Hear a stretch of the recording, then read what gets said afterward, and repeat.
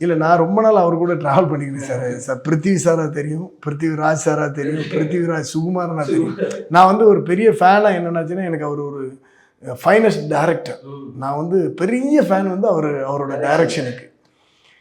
இதை நான் ப்ரௌடாக கூட சொல்லிப்பேன். ஏன்னா சில பேர் வந்து எழுதுவாங்க, சீனை எழுதிட்டு அந்த இடத்துக்கு ஏற்ற மாதிரி அட்ஜஸ்ட் பண்ணுவாங்க, ஆர்டிஸ்டுக்கு ஏற்ற மாதிரி அப்படியே ஃப்ளெக்ஸ் பண்ணுவாங்க.